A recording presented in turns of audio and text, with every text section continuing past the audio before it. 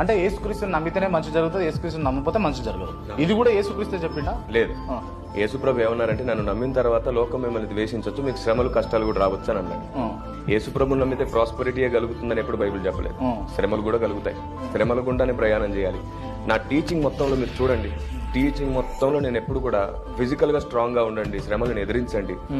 దేవుడు దొరికేది ఆశీర్వాదాలు దేవుళ్ళ కోసం కాదు, మొక్కులు తీర్చుకోవడం కోసం దేవుడు కాదు.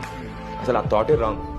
నేను చాలా సభల్లో చెప్పాను బ్రదర్, ఆశీర్వాదాలు దేవుళ్ళ కోసం కాదు దేవుడు నిన్ను పిలిచింది. మేమెవరు మిమ్మల్ని ఆశీర్వాదాన్ని ఆశ పెట్టి పిలవట్లేదు, నిత్య జీవాన్ని మీ ముందు పెట్టి మిమ్మల్ని పిలుస్తున్నాం. మీ మరణం తర్వాత కూడా మీకు శాశ్వత జీవితం ఉంది, అక్కడ మీరు సదా ఆయనతో ఉండాలని, నిత్యత్వం అంతా ఆయనతో సంతోషించాలని మిమ్మల్ని మేము పిలుస్తున్నాం. మేమే చెబుతున్నాం ఆశీర్వాదాలు దీవెనల కోసం మందిరానికి రావద్దు. మరి దేని కొరకు రావాలి? ఆశీర్వాదాలు దీవెనల కొరకు మందిరానికి రావడం కాదు, నీవే ఆశీర్వాదంగా మారిపోవడం కొరకు నువ్వు మందిరానికి రావాలి.